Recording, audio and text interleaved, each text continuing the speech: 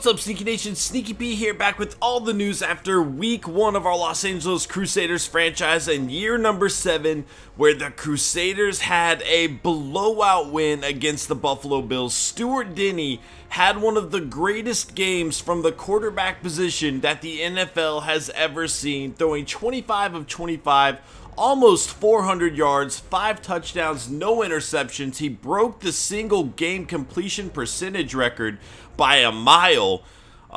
Just a flawless game from Stuart Denny. You know, we had a lot of questions after a sophomore slump, and we had a new playbook to work with. We weren't quite sure how he would mesh with it. We didn't really get to see him a whole lot throughout the preseason, but he came out swinging in the season opener, and the Crusaders rolled to a victory and improved to 1-0 on the season. How Stuart Denny can maintain this, there we go, it's going to be interesting to see. You know, a few things about that first game.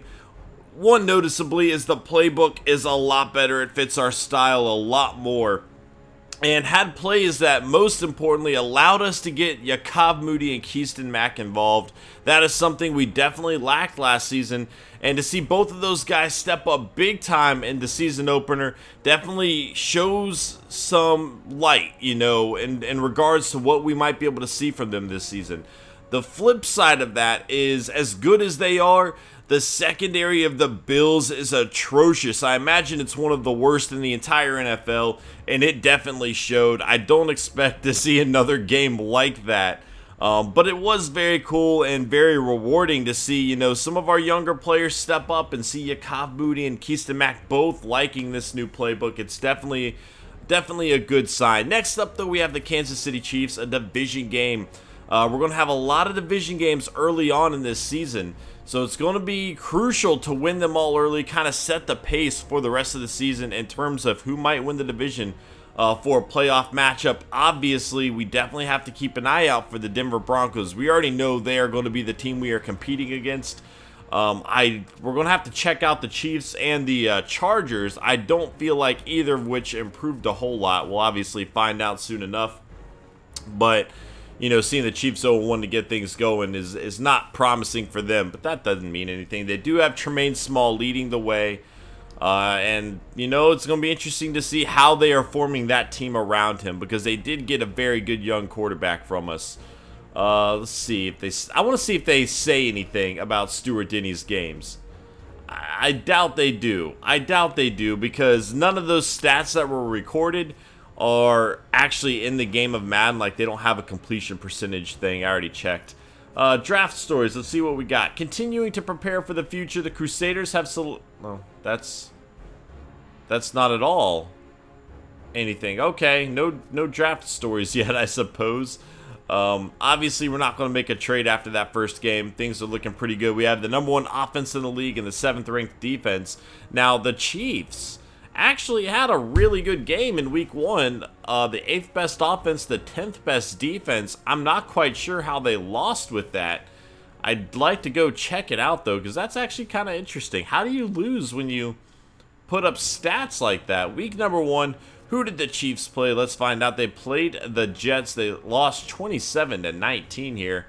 Obviously, Tremaine Small threw for 366 yards, a huge game for him, but he did throw for 3 interceptions, and that can cost you a game easily. As you see, Philip Farrell, the former Charger, didn't throw a single interception. Having those 3 turnovers probably set up a pretty short field for the Jets there, and that's how they capitalized and picked up the victory.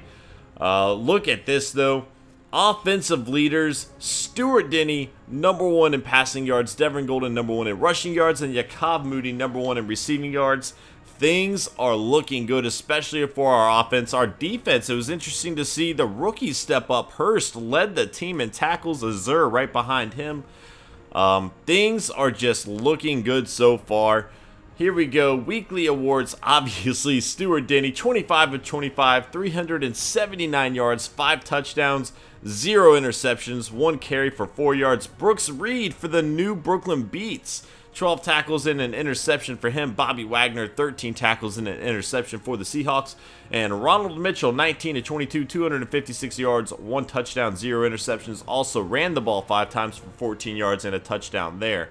let's go ahead and check out the division. And of course the Broncos won. We kind of expected it. Let's kind of check out the rest of the league. The Eagles won as well. How did the 49ers fare? That is probably the team to keep an eye on, the 49ers and the Eagles. I don't see the 49ers up here, but that doesn't necessarily mean anything. And the 49ers got a loss in week number 1. That is huge. If this team kind of struggles this year, that could open the door for us. Or even if they just don't perform well, maybe have to go through the wild card first and potentially have a few road matchups. That's something else that could greatly benefit us, as a team could knock them out. I still view them as the team to beat. They are the Super Bowl champs. But what happened in week number 1? That is unexpected. We'll have to check this out. They lost to the Buccaneers. Wow. So Trahan didn't even throw a touchdown, but Colin Kaepernick threw 2 interceptions to go with 2 touchdowns. Running the ball, though, 4 touchdowns here for the Buccaneers on the ground. 3 for Sierra Wood. 15 carries, 15 yards, 1 yard a carry, but he got 3 touchdowns. Doug Martin got 100 yards, only 3.8 yards a carry. Does not look like the 49ers ran the ball a whole lot, and that is weird, as that is what took them to the Super Bowl last year. I'm not going to throw a whole lot of stock into this game on the sole fact that obviously they could turn their strategy around for the next one, but it's interesting to see nonetheless that they picked up a loss early on in the season here. So it's going to be interesting. It's going to be a good season, guys. I'm excited.